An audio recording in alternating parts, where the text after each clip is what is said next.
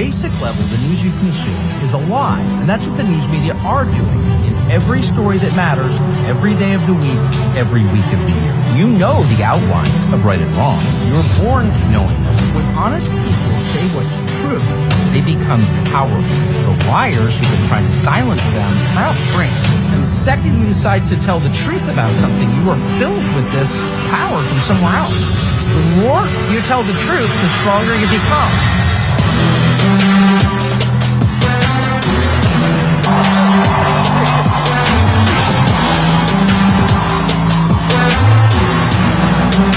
Amazing. Thank you. Oh my gosh. Thank you for having me. Yes! Thank you. The smoke machines are so affirming. Wow, thank you for having me.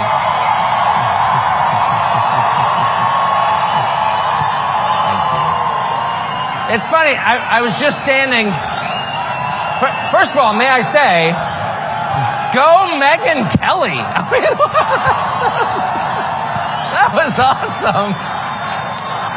Thank you. Thank you. I don't think most unemployed people get a reception like that.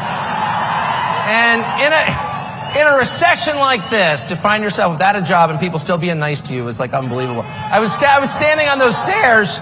No, I have a job. I'm just kidding. Well, I love you too. Thank you. I was standing on the stairs and I saw the intro and I was like, that's the most TV I've watched in 3 months. And I have to say, it feels absolutely great. Thank you very much for having me.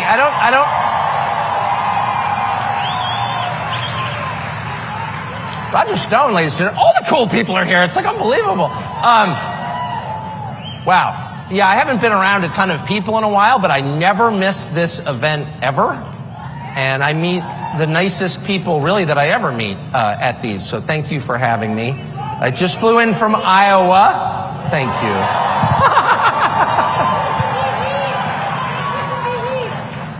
Which is a wonderful state, and it follows. If you ever travel domestically, remember, the worse the weather, the nicer the people, and the more fattening the food. And so that state, worst weather in the world, nicest people, and I met basically your Republican field. They're -1. Yeah, exactly. So I got a chance to interview the Republican presidential field, again, minus the front runner, and it was completely fascinating. And as it always is to be around politicians, politicians are a group that I despise on principle because they tend to be soulless and have kind of barren and sad personal lives, and so they, spend their days trying to win affirmation from people they've never met. It's pathetic. But in real life, no, it's true. They all have alcoholic or abusive fathers to whom they're trying to prove something. But in practice, in person, they're all super charming. There's not a politician in the world who's not charming. That's why they went into this business. It was either that or selling cars, and this was more lucrative, so they went into it. So I like almost all of them when I meet them. You can't not. They can talk about anything. They've mastered the sort of shallow small talk over coffee, which I definitely appreciate. That's an acquired skill, and they've worked hard at it.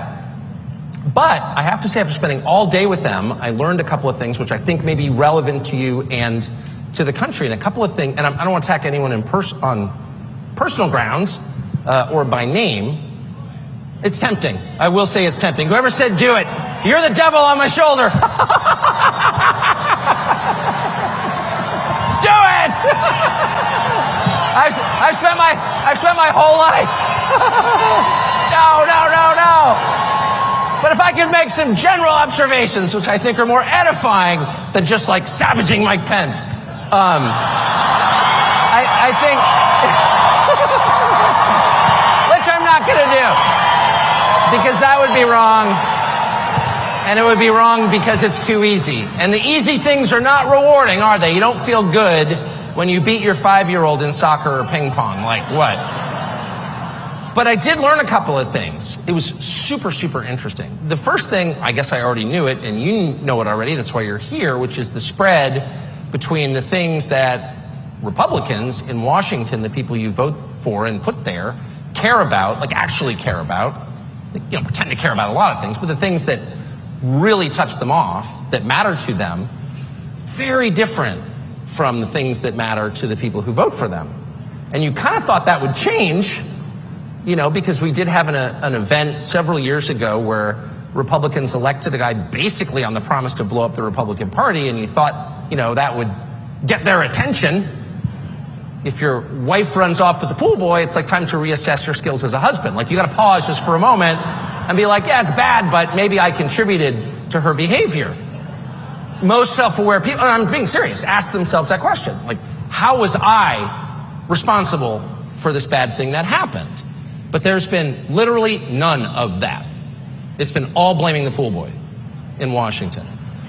So I don't see that changing at all. Maybe it'll take a next election cycle to do that. But the second, more interesting thing I learned is that almost everybody, not everybody, but almost everybody in elected office in the Republican Party has internalized the other side's rules for debate.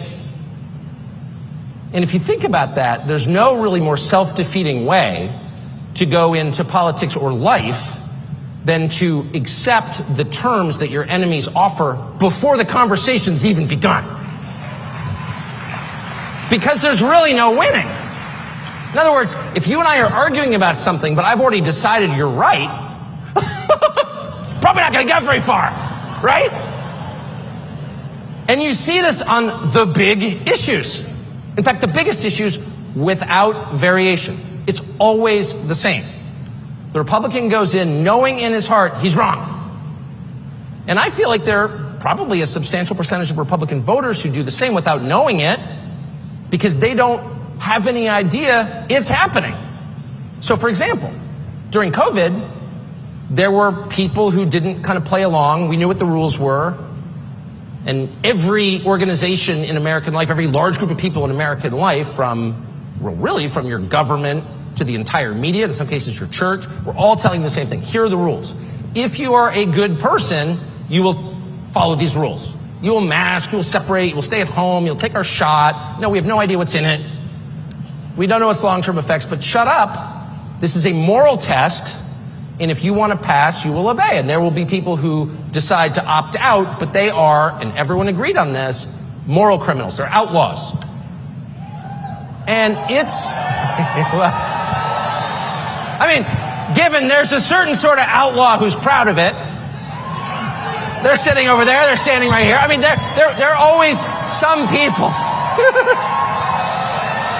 There are always some people who are going to be or gifted with whatever that weird gene is. It's like 8% of the population who are proud to like stand apart and be like, no. But most people, including most good people and most sensible people, don't want to be in that 8%. You know what I mean? They just don't. They don't want to be cast out of the tribe, actually.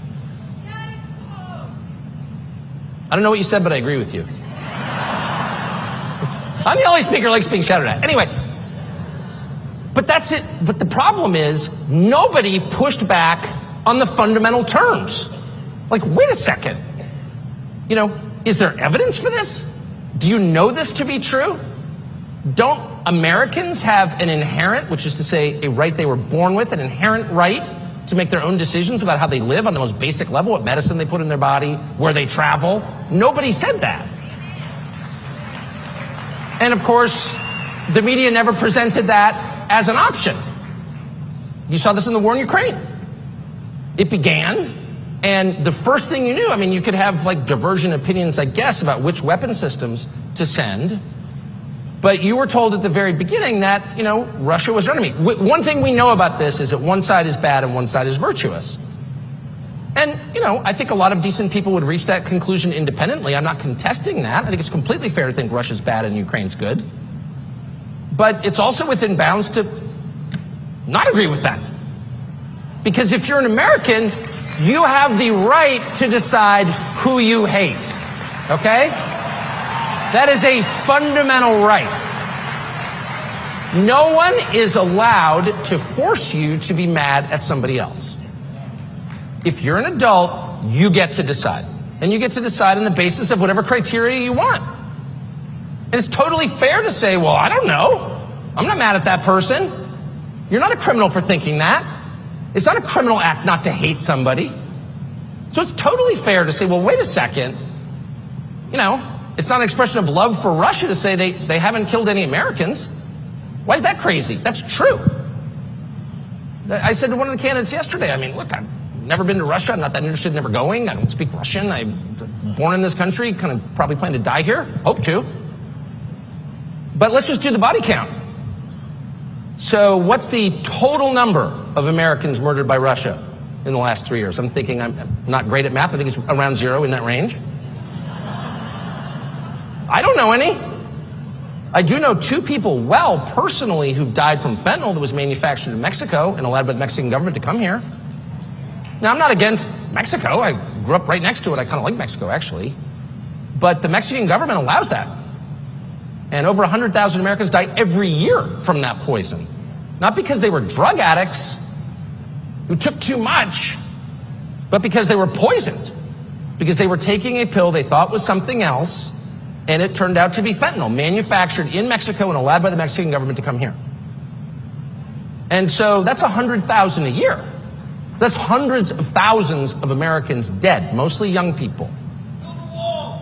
Well, or more. So if you had a country that allowed hundreds of thousands of your fellow citizens to die at, say, age 23, and I'm sure every person in this room knows someone or knows someone who knows someone who's died. It's not some abstract epidemic. It's so big that everybody knows somebody. It was like the height of the pandemic. An outlaw I know, possibly my wife, said to somebody, how many people do you know who've died of COVID? And I was like, well, a lot. Well, who are they? Well, like a friend of mine's, her grandparents died. What was her name? I don't know. His grandparent. How old was she? Well, late 80s. Okay. How many people do you know who've been injured by the vaccine? Well, a ton. So, I don't know. At a certain point, you can draw conclusions from that. A scientific assessment? No. But it's not irrelevant. So on the question of Russia, if you begin the conversation with, this is an evil country that has hurt America and we have to go to war with them, well, then there's kind of no debate about it, is there? No one would defend Nazi Germany. They killed many tens of thousands of Americans. You can't defend them. No decent person would defend that. But in the case of modern Russia, you're not even allowed to think that. And once you're prevented from thinking something, you are completely controlled by the person who's convinced you of that. And the effects of this to me, just as an observer, in my life, I just try to stay unaffected by the propaganda. That's like the main goal of my life every morning. Just to stay unaffected, just to look around and try to assess things cold. What are we looking at here? You don't have to be a genius to do that at all. It doesn't even, I'm not a genius, that's for sure. Just look out and what does this look like? Drive across America for 3 hours. Is this what you remember from 5 years ago? Does it look better or worse? Are there more people sleeping on the street? Is it dirtier? Is there graffiti? Graffiti? Ooh, graffiti. What is graffiti? That's not art. It's vandalism. And when it's allowed to stand, what does it say? We've given up. We don't care. We're allowing people who create nothing to destroy what we built, and we're not fighting back. Graffiti is like one step from total society collapse, period. What you're saying when you allow graffiti is we have no self-respect at all. We don't care enough about our civilization to keep it clean, to keep it pretty. Previous generations worked their whole lives, gave everything they had just to put in sidewalks, just to put in gas lines, just to build concrete buildings, and we're letting someone who's never done anything of value for our society destroy it with vandalism. And we don't have a problem with that. Well, no, it's not a big deal. It's just graffiti. They're graffiti artists. No, this is a sign of the collapse of civilization. Period. But you're not allowed to think that.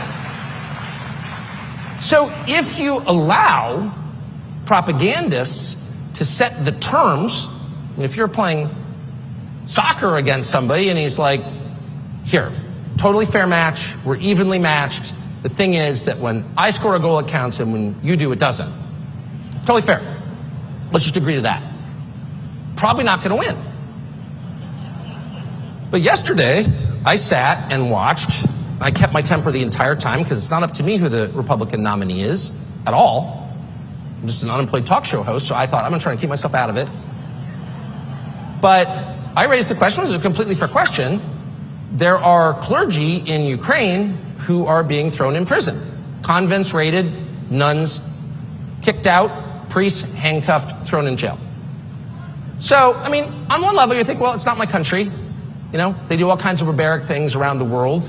You can't be upset about all of them. Much more interested in what's happening in El Paso than I am in Kiev. On the other hand, if I'm paying for it, and if I'm sitting here listening to moral lectures about how I have to pay for it, or else I'm a tool of Putin, I think it's fair to ask, like, what is that? Throwing priests in jail? And so I asked a self-appointed Christian leader about that, and I said, what do you think, as someone who's spent his life advocating for religious freedom, about raiding nunneries and throwing priests in jail? And he said with a straight face, well, they had the wrong views. Okay, I'm sorry, I didn't realize what the boundaries were.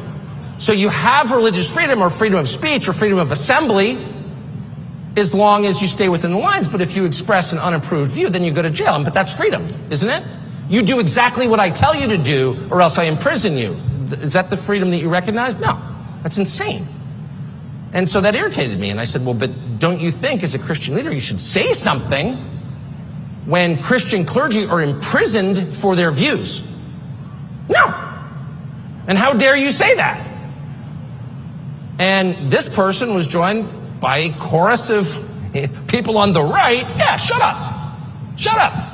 National Review wrote a piece this morning. Shut up, it's bigoted to notice that Christian clergy are being imprisoned in Ukraine. And my view would be, maybe you care, maybe you don't, but if you're a Christian leader and Christians are going to jail for their views, you are required to say something. And if you don't, you're not much of a Christian leader. And by the way, the person I was speaking to is a person, I think, of real faith and of decency. Like, I would let him babysit my kids. Not for long, but for dinner. I mean, I don't think he's like an evil person. He's not a secret serial killer on Long Island or something that I know of. But he, with a straight face, told me this. And he said, but what Ukraine really needs, and I say this as a Christian leader, is more cluster bombs. And I thought, well, you know who it was. And I thought to myself, more cluster bombs. Now, I am not a Bible scholar. But I'm pretty sure, having read 4 out of 4 Gospels, that like Luke 17 doesn't call for shower cluster bombs on the children. In fact, I'm just going to go out on a limb as a non-theologian and say the overriding message of the New Testament is bring peace. And this person, because that's what it says.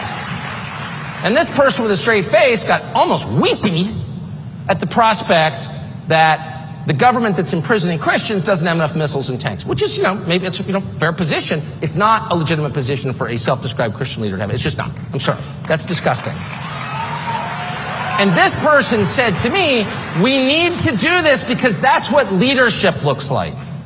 And I thought, I've never been a diplomat. I'm the father of many children. And I don't have a PhD in leadership, but I know what parental leadership looks like, paternal leadership looks like. And if 2 of your kids are in a brawl, maybe you think one's right and the other's wrong, but it doesn't matter. What do you say? Beat the crap out of him, he's wrong! No. You say, Dad's home, knock it off. And the first thing you do, because you are in charge, not the children, you're in charge. You're dad. The first thing you do is you stop the fighting. And then you take them into separate rooms and you administer whatever lesson or justice you think necessary. But they're not allowed to fight with each other because you're home. Because you're leading your family. And there may be a way in which international leadership is totally different. than managing a house of 4 kids and 4 dogs, but I don't know what that way is. If you're the leader, the last thing you do is sow more chaos. You stop the chaos. Leadership is bringing order and regularity and predictability to a chaotic scene. Wait till your dad gets home. What, dad shows up drunk and is like, keep hitting him. Bad dad. A man, in fact, unworthy of the name dad. That's not leadership. It's an abdication of leadership. It's a perversion of leadership, and it's disgusting.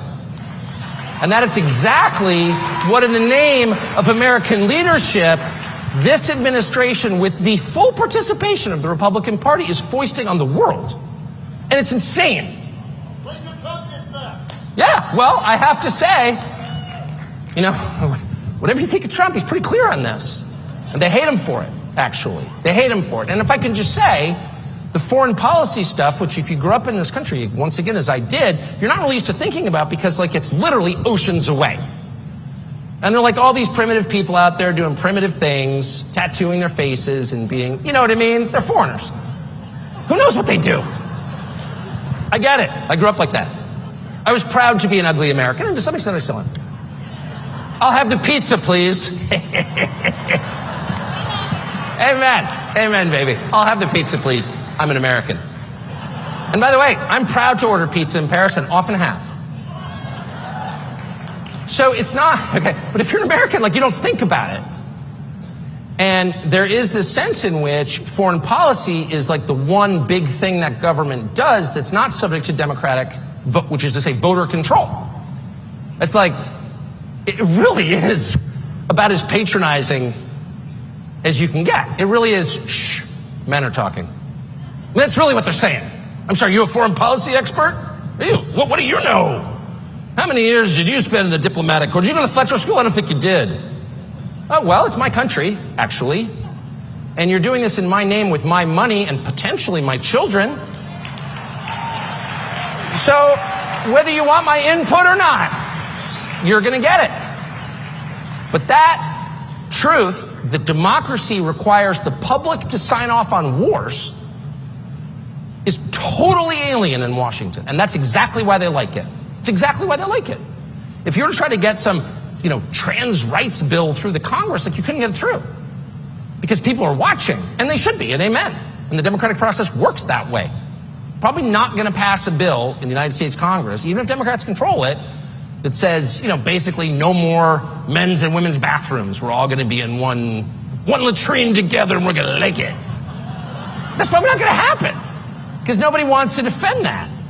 But sending cluster bombs to a government that's imprisoning Christians and stealing the money, like, that's kind of not your business, America. And so they can collude and do it together. That's the truth. And the fact that Republicans have allowed this, and that even now, and again, even if you think we should be supporting Ukraine militarily, which is, I think, a legitimate, I don't share that view, but I think it's entirely legitimate. And I think there are a lot of awfully nice people who feel really bad for the Ukrainians. I actually feel really bad for the Ukrainians myself and think Russia shouldn't have invaded. I agree with that. But it almost doesn't matter where you are on this question. If you can't have an adult conversation about it, which begins with the very obvious question, why should I be mad at Russia? Like, why? Shut up! If the answer is shut up, or if the answer is to accuse you, an American citizen who loves your country, whose ancestors fought to defend it, of disloyalty to your country by people who care not at all about the United States? It's too much. It's just too much. It's too outrageous to stand. But what I will tell you, if you want to know what really, really matters to them and to you and to the future of the country, consider the things that you were not allowed to say. I noticed this right after January 6th. I'll never forget it as long as I live. As a very literal, not super quick, not highly clever person, I was completely content to believe January 6th was what it looked like to me on TV, which is a bunch of angry people who thought the election was stolen from them, who appropriately went to confront the people they thought stole it. So like George Floyd gets killed and all of a sudden they loot Foot Locker. What did Foot Locker have to do with it? I will say, in Republican primary voters' defense, they're mad at the Congress. They went to the Congress. They didn't loot any liquor stores. They just went right to the source. That's true. It wasn't like, oh, they stole the election from us. Let's loot Macy's. All right. But anyway, so I saw this and I was like, yeah, okay. It was people super mad. They thought the election, I mean, this was January 6th. So like, it was, it took a long time for me to figure out what happened, just being honest. I think I'm just too old. And so it's like hard to notice when things change, like certain assumptions you have, like, yeah, of course it's on the level. But they wouldn't actually like subvert an election. And then someone very smart said to me, really? People kill each other over insurance claims. This is running the world. Like, what wouldn't they do? Oh, right. Good point. Anyway, but I just kind of didn't think too much about it. Like, I'm definitely opposed to vandalism. Anyone who breaks windows is not my friend. I hate that. If you ever glazed a window, you ever put in a window, it's really hard. I mean it. If you don't think it's hard, try it. You get the size wrong, it doesn't fit, put little pins in, it's ridiculous. It's like an all-day affair to replace a divided glass door. Anyway, so I don't like that at all. And I said that I don't like it. And within like about an hour, I heard people say, well, that was a racist insurrection. And I was like, really? I didn't know race had anything to do with it. I didn't heard one person say a word about race, and an insurrection, call me literal, is when armed people try to overthrow the government. That didn't seem to happen either. So I just pretty innocently said, bad, probably not a racist insurrection. What? Shut up! Racist insurrectionist? And I remember thinking, well,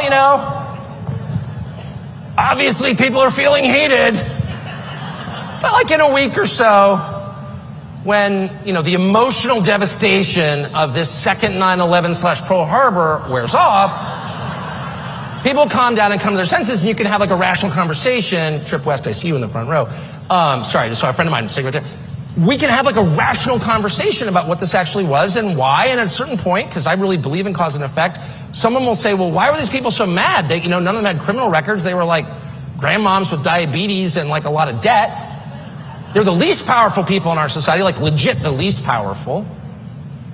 And why were they so mad? Like, why did they take the bus from Tennessee to go jump up and down in front of the Capitol? Like, something probably had better things to do. And then maybe if they think that the election wasn't fair, we will sit them down in a very calm, rational way and be like, I get it. We said that Biden won by 81 million votes. This is 15 million more than Barack Obama. It seems like a lot, considering he didn't campaign and he can't talk. But there was just something about him. It was that magic, and maybe you didn't feel it. It's like pistachio ice cream. It's not a flavor for everybody. But the people who like it really like it. 81 million. So settle down. And by the way, we have the source code in the voting machine software. And we've looked at it. And it's totally on the level. We've double checked. We wouldn't let like an electronic voting machine hide their software from us. Like, never do that. And the drop box is like totally monitored by law enforcement. And every person who voted had to prove he was who he said he was with a government issued ID. Like, settle down. And I would have said, fair enough, because I want to believe in our elections. Who doesn't? And in fact, the people at the Capitol on January 6th are exactly the ones who most want to believe in our elections. They're the ones who carried the pocket constitution. How many CNN anchors like deeply believe in the American political process? They put you in a camp if they could. Shut up. They have no interest in the process at all. But the people who really believed in it were naturally the most shocked and the most upset to believe it wasn't real. But anyway, I thought we would have that conversation at some point. I never supported, and I will never support vandalism, period. But I did think, well, maybe the upside, this, Ashley Babbitt's killing, clearly in retrospect to murder, it'll amount to something. We can have a national conversation about this. And I'm completely for national conversations. But every year they promise us a national conversation. Well, on race. We need a conversation on race. Okay, shut up. Okay. National conversation means no one's allowed to talk except the people who called for the national conversation. And they never stop talking. But anyway, we never had any conversation about that. In fact, anyone who tried was deplatformed, debanked, basically hounded out of public life in America, bankrupted, in a lot of cases put in jail. They're fired. Oh.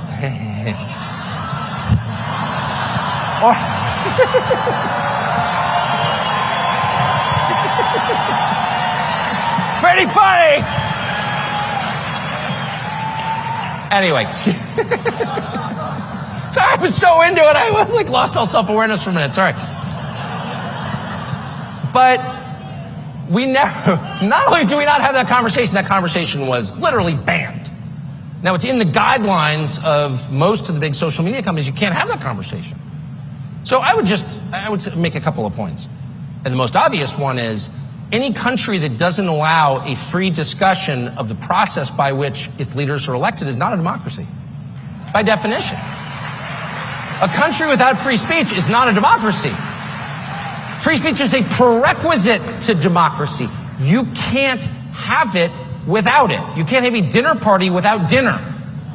You can't have a democracy without free speech. Period. So there's that.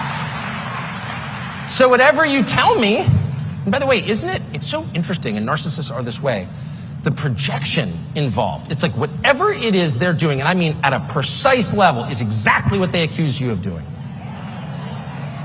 You're attacking democracy. Really, I like democracy. Democracy would give people without money and without a TV show some voice in how they are governed. Therefore, I'm for it.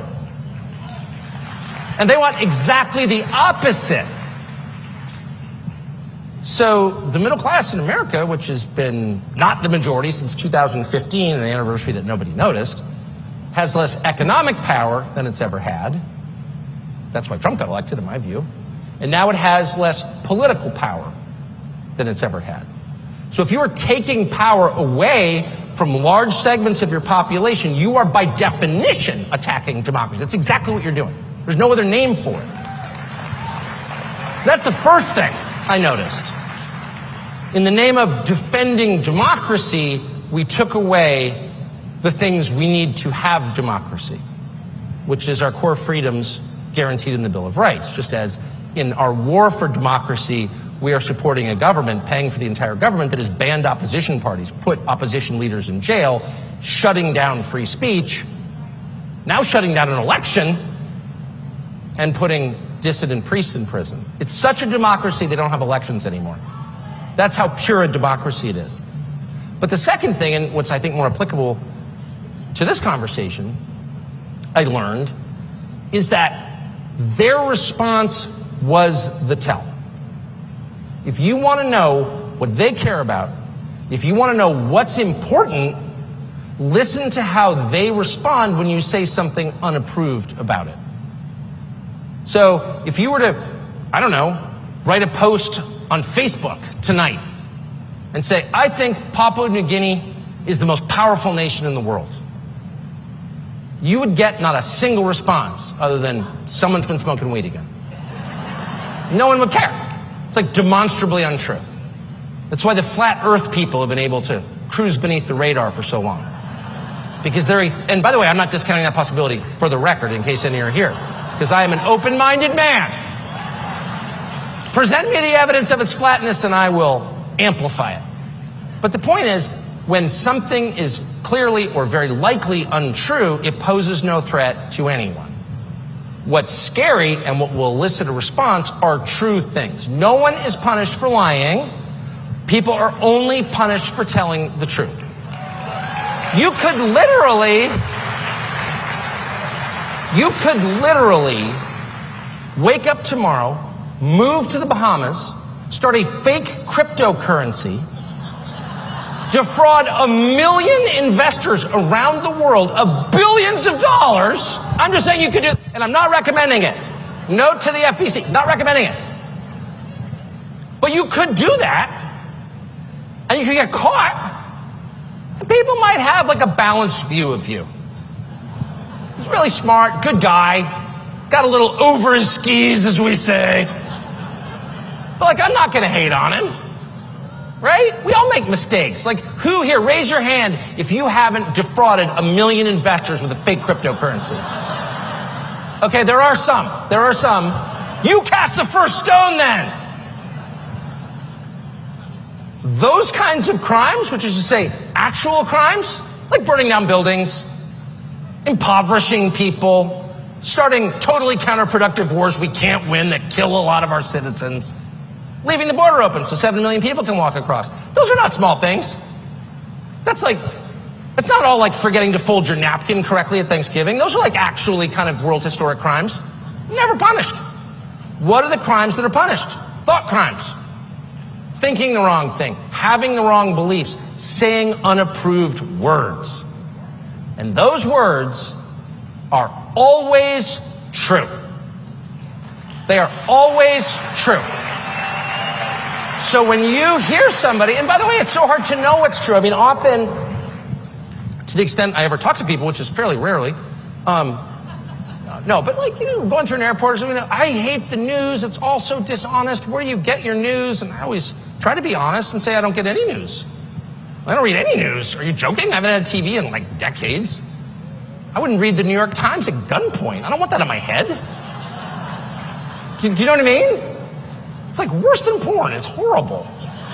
And it's just bad for you. You don't put untrue things in your head on purpose. So how do you know what's true? Well, that's a great question. And in fact, it's like the only question really in life. And the honest answer is you can't really know because you're not God. And so I think it's super important to approach everything with the requisite humility, acknowledging that these things are very complicated and you can't really know. And at some point, probably the second you die, you will know. And that's definitely the upside of dying, in my opinion. But in this life, you can't, and you're never going to, and you're a lunatic if you think you can imagine the future or divine the precise truth about anything. Because you can't. And by the way, anyone who thinks he can is likely to become Mussolini. Like, that's a bad path. If you wake up in the morning and think, I'm the only person who possesses the truth, you are clinically insane. So seek help.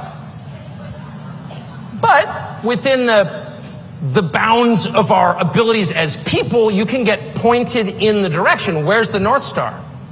You can get there. And how do you know?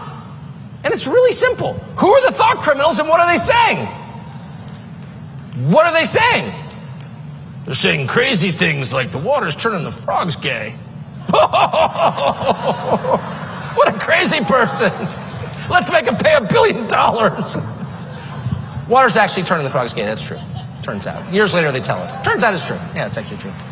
I'm not endorsing any specific person's theories about anything. But I am telling you that the people who censor your words and thoughts this is one thing I'll say about them, they have a very precise and well-calibrated sense of what's important. They know. These are not frivolous people. They can smell like your dog can smell. Like your parents could smell in high school if you smoked a Marlboro. They know what's important. They don't waste any time in the unimportant stuff. And so I would honestly say a lot of the debates we have, and certainly a lot of the ones that I've engaged in, probably diversions from the things that really matter, honestly. And that may account for why every time I was out of the country last week and I came back and I feel like I've got a duty to be up on the news, read all these texts, and like everything I read is like a new height of insanity. I'm like, that is the Mount Everest of lunacy. It can't get any crazier than that at all. Breastfeeding men or whatever. We're gonna give back Nebraska to an Indian tribe that no longer exists. We're not doing that, by the way. Omaha's safe. But I'm just saying, every one of these stories enraged me. And of course, that was probably the point. I really believe that the exponential growth of totally irrational claims by the other side, things that no sane person could, beginning with men can give birth, but there are 1 million of them, that these claims are actually designed to take people like me and send us off into a screaming fit so we don't notice that actually they're looting the country. I think that. I don't think there is a single member of Congress, except like maybe the dumbest, maybe Ocasio-Cortez or something, but the normal ones, or semi-normal ones. I mean, grading on a curve. I don't think there's a single Democratic member of Congress who cares at all about trans rights. I don't think there's a single one who thinks men can breastfeed, because like not one in history ever has. Quite a bit of evidence to the contrary on that claim.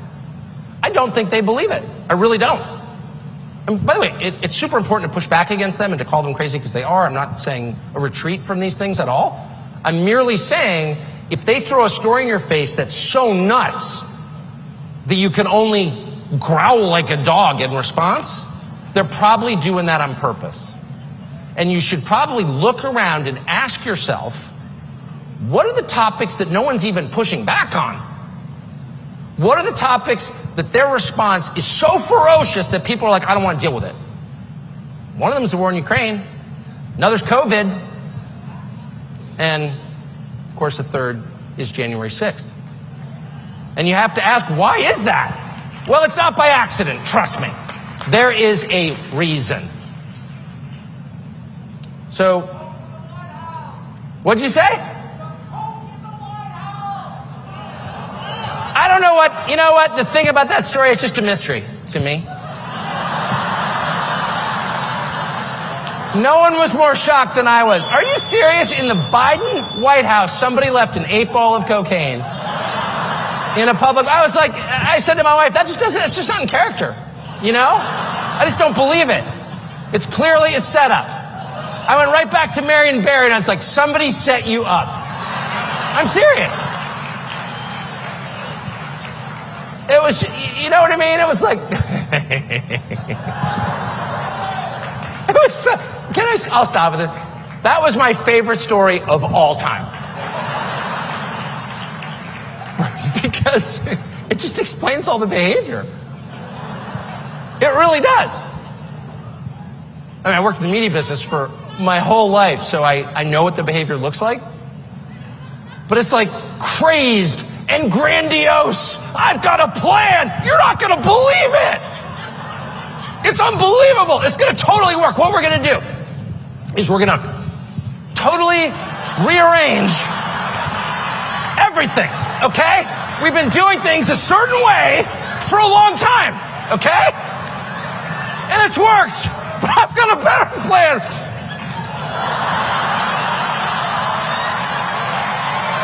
And that's their entire approach.